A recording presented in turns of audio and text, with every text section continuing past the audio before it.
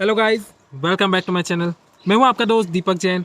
And आज सबसे पहले मैं उन कैंडिडेट्स को काफ़ी सारा कॉन्ग्रेचुलेसन देना चाहूँगा जिन्होंने अपना SBI PO का मेंस क्वालिफाई कर लिया है, क्योंकि यार ये अपने आप में काफ़ी बड़ी बात है। ये आपको एक कॉन्फिडेंस तो देता ही है, साथ ही में अब आप अपनी मंजिल के सिर्फ एक कदम दूर हैं, जो कि होने वाला है आपका इंटरव्यू। तो आज का हमारा टॉपिक उसी रिगार्डिंग होने वाला है कि अब यहाँ से आपकी क्या प्लानिंग, क्या स्ट्रेटजी या फिर कौन से वो इंपॉर्टेंट टॉपिक है जो कि आपको कवर करने हैं, ताकि आपकी जो स्ट्रगल, जो आपकी मेहनत की गाड़ी है, वो अपनी मंजिल तक पहुंच सके। तो चलिए स्टार्ट करते हैं।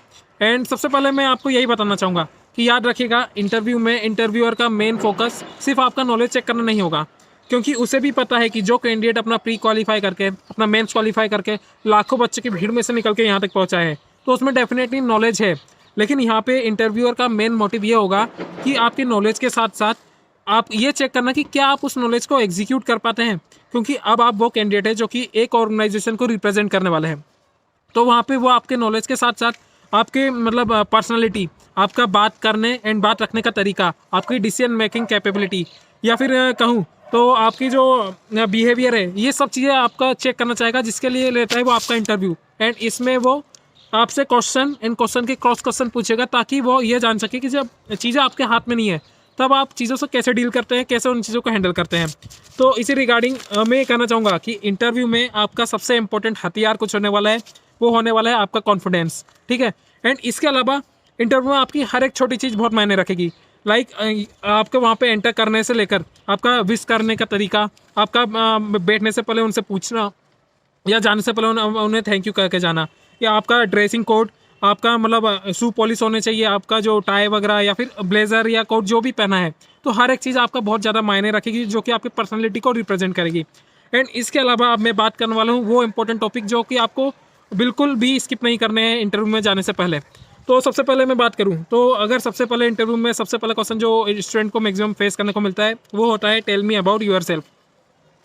यहाँ पे इंटरव्यूअर आपसे आपका थोड़ा सा बेसिक बैकग्राउंड जानना चाहता है कि यार आप में आप वो ये देखता है कि यार आप अपने आप को कितने अच्छे तरीके से रिप्रेजेंट कर पाते हैं। एंड यहाँ पे इंटरव्यू के दो वो होते हैं मोटिव।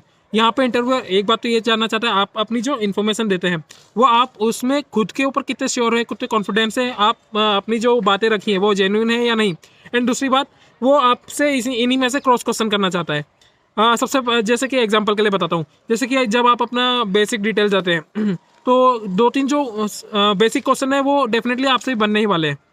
लाइक जब आप बताते हैं कि यार आपने अपने एजुकेशन क्वालिफिकेशन में क्या किया था, तो काफ़ी स्टूडेंट जो कि इंजीनियरिंग बैकग्राउंड से, उनसे ये क्वेश्चन काफ़ी पूछा था कि यार इंजीनियरिंग के बाद बैंकिंग क्यों। ऐसे ही जब काफ़ी कैंडिडेट से पूछा था कि यार आपके फादर बिजनेसमैन है, फिर आप इस फील्ड में क्यों। इसी तरीके से जब आप अपनी स्ट्रेंथ रखते हैं, आप अपनी वीकनेस रखते हैं, तो उनसे क्रॉस क्वेश्चन बनते हैं कि याद रखिएगा, आपको अपने क्वेश्चन के साथ साथ उन क्वेश्चन के क्रॉस क्वेश्चन की भी प्रैक्टिस करके जानी है। ठीक है। एंड ऐसा नहीं होना चाहिए कि लाइक उन्होंने आपसे स्ट्रेंथ और वीकनेस पूछी तो आप सिर्फ उन्हें अपनी स्ट्रेंथ कुछ भी बता के आ गए। आपको उनको मतलब वो बोलते हैं कि वेरीफाई भी करना है कि यार अगर मेरी ये स्ट्रेंथ है तो आप बताना कि यार मैंने लाइफ में मतलब कुछ अचीव किया है उसके रिगार्डिंग। तो इस तरीके से आपको अपनी बात रखनी आनी चाहिए। अब ये तो हो गया आपकी बेसिक डिटेल। अब बेसिक डिटेल के बाद जो इंपॉर्टेंट टॉपिक बनता है वो दो होते हैं। एक तो होता है आपका बैंकिंग, एक दूसरा होता है आपका करंट। तो याद रखिएगा, सबसे इंपॉर्टेंट वो है जो आपका बैंकिंग का बिल्कुल हिस्ट्री से लेकर अभी तक का जो करंट इशू चल रहे हैं। लाइक अगर मैं बात करूँ बैंकिंग में, तो आपको मतलब बैंकिंग कहाँ से क्या स्टार्ट हुई, कि यार बैंकिंग का मेन मकसद क्या है। एग्जाम्पल के लिए लाइक बैंक नेशनलाइज क्यों हुए थे, कब हुए थे, एंड मतलब किसकी कमेटी पे, किसकी रिकमेंडेशन पे नेशनलाइजेशन हुआ, मतलब और इसके अलावा बात करूं जो मोस्ट अपने आप में एक बड़े बड़े टॉपिक होंगे लाइक SBI, क्योंकि आप SBI का इंटरव्यू फेस करने वाले हैं। तो SBI का पूरा डीप नॉलेज कि SBI का पहले नाम क्या था, कब इसका नाम SBI बना, कब ये नेशनलाइज हुआ, इसकी कौन सी सब्सिडियरी थी, कब ये मर्ज हो गए। इसके अलावा इसी तरीके से जैसे SBI खुद में टॉपिक है, उसी तरीके से आपको RBI खुद में टॉपिक है, आपको नाबार्ड होने वाला है, सेबी होने वाला है, RRB होने वाले हैं। ये आपको इनका पूरा थोड़ा बेसिक नॉलेज होना चाहिए कि यार क्यों बने, किस कारण से बने, इनके मेन फंक्शन क्या है, किसकी रिकमेंडेशन पे बने, कौन सी कमेटी थी। ठीक है, ये हो गया बैंकिंग का हिस्ट्री। इसके अलावा जैसे कि मैंने बताया कि कब बैंक नेशनलाइज हुए थे, उसी के साथ साथ जैसे कि अभी हमें बैंकिंग का मर्जर देखने को मिला, तो आपको ये पता होना चाहिए कि यार इसके पहले भी बैंक मर्ज हुए थे, तो कौन कौन से बैंक पहले भी मर्ज हो चुके हैं, या फिर अभी जो बैंक मर्ज हुए हैं तो आपको ये पता होना चाहिए कि PNB में कौन सा बैंक मर्ज हुआ है। इसी के साथ साथ लाइक मर्ज होने के बाद वो बैंक कौन से पोजीशन पे आता है। अगर मैं पूछूं कि यार जैसे कि अभी यूनियन बैंक ऑफ इंडिया में 2 बैंक मर्ज हुए, तो उनका नाम बताओ, उसी के साथ साथ अब वो कौन से पोजीशन पे आ रहा है, ठीक है। एंड इसके अलावा बात करूं तो आपको जैसे करंट इशू से रिलेटेड बात करूं तो करंट इशू में सबसे इंपॉर्टेंट जैसे कि अभी इलेक्शन होने वाले हैं, तो आपको ये नॉलेज होना चाहिए कि यार कौन से स्टेट है जहाँ पे इलेक्शन होने वाले हैं, वहाँ पे कौन सीएम है, कौन गवर्नर है, इलेक्शन का थोड़ा सा बेसिक नॉलेज। इसी के साथ साथ जैसे कि अभी हाल ही में अपना स्टॉक मार्केट डाउन गया है, वहाँ पे मतलब भारी गिरावट मिली है, तो उससे रिलेटेड क्वेश्चन हो सकते हैं कि क्या रीज़न है, स्टॉक मार्केट होता कैसे, कैसे वर्क करता है, क्या रीज़न है जिसके कारण से एकदम से स्टॉक मार्केट 4-5 दिन से लगातार डाउन जा रहा है, ठीक है। इसी के साथ साथ जैसे करंट इशू में जैसे कि बैंकिंग से रिलेटेड हो गया, जैसे सीटीएस सिस्टम आया था, तो आपको पता होना चाहिए कि सीटीएस कैसे रिलेटेड है, लाइक चेक ट्रांजेक्शन सिस्टम है, चेक ट्रांजेक्शन सिस्टम, तो मतलब क्यों आया, क्या इसकी ज़रूरत थी, एंड मतलब इसकी क्या कंडीशंस होती हैं। इसी के साथ साथ एक और जैसे कि अभी फार्मर प्रोटेक्शन हुआ था, तो ऐसे कुछ टॉपिक है जो कि करंट इशू में है, तो आपको उन पर बहुत ज़्यादा फोकस करके चलना है। एंड उसी के अलावा ये तो हो गया करंट इशू, बैंकिंग हिस्ट्री, इसी के साथ जो करंट बैंकिंग चल रही है आपको उसका भी पूरा बेसिक डीप नॉलेज होना चाहिए, क्योंकि हाँ हाँ हाँ, एक इम्पोर्टेंट टॉपिक, लाइक आप ऑफिसर बनने वाले हैं, तो आपसे बेसिक क्वेश्चन ये बन सकते हैं कि यार देखिए लाइक एनपीए क्या होता है, एनपीए क्या होता है, कितने दिन में मतलब जो अमाउंट है वो एनपीए बन जाता है, कैसे बनता है, और मतलब एनपीए रिकवरी मोस्ट इंपॉर्टेंट चीज़, क्योंकि आप ऑफिसर हैं तो आपका मेन जो मोटिव होगा वो यही होगा कि यार कम से कम एनपीए रखा जाए ताकि बैंक ज़्यादा से ज़्यादा प्रॉफिट रहे।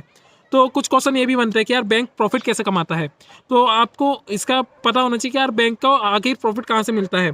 तो लाइक आपको पूरा नॉलेज होना चाहिए कि क्या क्रॉस सेलिंग होती है, या किस तरीके से हम क्या किस अकाउंट पे कितना इंटरेस्ट मिलता है जिसके कारण से बैंक को प्रॉफिट होता है। उसी के साथ जैसा कि मैंने बताया एनपीए, तो मोस्ट इंपॉर्टेंट हो जाता है कि एनपीए की रिकवरी कैसे होती है। तो इसीलिए जैसे कि अभी रिसेंट में वो बैंक बैड बैंक ये क्या चीज़ है, क्योंकि अभी रिसेंट में ही इसका नाम आया था, तो ये क्या चीज़ है, ये एनपीए रिकवरी में मोस्ट इंपॉर्टेंट है। इसी के साथ जैसे कि आपका सरफासी एक्ट होता है एनपीए रिकवरी में, आपका डीआरटी होता है, डीआरएटी होता है, ये सब आपको पता होना चाहिए कि सिविल कोड क्या होते हैं, कि यार किस तरीके से रिकवरी की जा सकती है। एंड इसके अलावा जैसे कि आपका हो गया, अगर थोड़े से बैंकिंग टर्मिनोलॉजी में जाऊँ तो आपको जैसे कि मॉनेटरी पॉलिसी क्या है, मॉनेटरी पॉलिसी में कितने मेंबर होते हैं, अभी अभी इस बार जो हुई थी उसमें कौन मतलब मेंबर्स के नाम, इसी के साथ जो रेट्स डिसाइड होते हैं, लाइक आपका जितने भी बैंक रेट हुए या सीआरआर एसएलआर जो भी आपके रेट्स डिसाइड होते हैं, अभी वो क्या फिलहाल रेट चल रहे हैं। इसी के साथ साथ मोस्ट इंपॉर्टेंट टॉपिक में एक ये भी आ जाता है कि आपकी जो स्कीम्स हैं, स्कीम्स प्लस स्कीम्स का इंटरेस्ट रेट, लाइक सबसे पहले तो स्कीम्स में बात करूँ तो आपकी मोस्ट इंपॉर्टेंट स्कीम में होने वाली है आपकी अटल पेंशन योजना, प्रधानमंत्री सुरक्षा बीमा योजना, प्रधानमंत्री जीवन ज्योति बीमा योजना, प्रधानमंत्री सुकन्या समृद्धि, ऐसा कुछ योजना। मतलब ये जो मोस्ट इंपॉर्टेंट योजनाएं हैं, मतलब आपसे ये नहीं पूछेगा कि यार ये योजना कब आई या फिर किसने इन्हें मतलब वो किया एग्जीक्यूट किया, लेकिन ये पूछेगा कि यार एक्चुअल में इन योजनाओं में होता क्या है, मतलब कितना प्रॉफिट मिलता है, किस एज के लिए मिलता है, कितना अमाउंट जमा करना पड़ता है, ये सब। एंड इसी के साथ ये तो आपका होगा योजना, प्लस अभी जो इंटरेस्ट रेट के किस योजना पे कौन सा इंटरेस्ट रेट चल रहा है, लाइक पीएफ अकाउंट होते हैं जो कि सुकन्या समृद्धि, इसमें क्या इंटरेस्ट मिल रहा है, जो अपने पेंशन मतलब सिटी मतलब पेंशन योजना उस पर क्या अमाउंट चल रहा है, इस तरीके से जितने भी अकाउंट के इंटरेस्ट रेट चल रहे हैं उसका आपको नॉलेज होना चाहिए कि यार इस अकाउंट पर भी इतना इंटरेस्ट रेट मिल रहा है। तो यह हो गया आपका बेसिक। और बैंकिंग में कुछ और इंपॉर्टेंट टॉपिक अगर मैं बात करूं तो आपको capital market, money market instrument, capital market instrument, and ये मतलब इन्हें कौन रेगुलेट करता है, एंड इसमें क्या क्या चीज़ें होती है, क्या फंक्शन होते हैं, ये सब आपको होना चाहिए। लाइक मैं बात करूँ तो चेक का आपको प्रकार कौन कौन से चेक होते हैं, आपको पता होना चाहिए। स्टेल चेक क्या होता है, कितने दिन में चेक स्टेल हो जाता है, प्रोमिसरी नोट क्या होता है। इसी के अलावा एक और इम्पोर्टेंट टॉपिक है जो कि बनता है आपका पीसीए। पीसीए क्या है, इसके अलावा बात करूँ तो पीएसएल, पीएसएल की बात करूँ कि इसमें कितने वो सेक्टर आते हैं। पीएसएल में हाल ही में एक नया सेक्टर इंक्लूड किया गया था।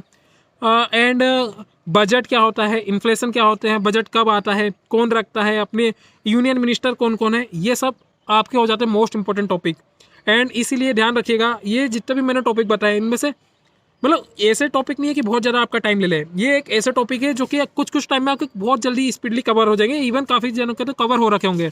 तो ध्यान रखिएगा इनमें से एक भी टॉपिक आपका स्किप नहीं होना चाहिए, क्योंकि जब आप अपने टॉपिक स्किप करते हैं ना, मतलब जब आप इंटरव्यूअर के सामने जाते हैं एंड जब आप तब भटक जाते हैं जब आपके पास आंसर नहीं होते हैं। इसलिए याद रखिएगा, कॉन्फिडेंस तब आता है जब आपके पास नॉलेज हो, एंड नॉलेज आपको यहीं से लेके जाना है। ऐसा नहीं है कि इंटरव्यू में जो होगा तब देखा जाएगा। तो ध्यान रखिएगा, अपनी तैयारी अपनी तरफ से बेस्ट रखिएगा। जब आपने इतनी मेहनत की है अपने रिटर्न के लिए, प्री के लिए, मेंस के लिए, तो इंटरव्यू के लिए भी बिल्कुल भी मतलब वो मत करिएगा, मतलब बोलना कि यार कोई कसर मत छोड़िएगा। अपनी जी जान लगा दीजिए, जितने टॉपिक बोले हैं अगर आपने इतना कर लिया है तो यकीन मानिए बिल्कुल बहुत अच्छा इंटरव्यू जाएगा आपका। एंड इंटरव्यू के लिए ऑल द बेस्ट। एंड कुछ और मुझे लगता है तो मैं अगला वीडियो जरूर लेकर आऊँगा। अगर आपको कुछ हेल्प लगती है तो आप मुझे कमेंट बॉक्स में लिख के बता दीजिएगा कि यार मतलब आप कुछ हेल्प चाहते हो, लाइक कुछ टॉपिक चाहते हो, टॉपिक वाइज क्वेश्चन चाहते हो, ठीक है। एंड अगर अच्छा लगा हो तो वीडियो को लाइक एंड सब्सक्राइब जरूर कीजिएगा। फिर मिलेंगे।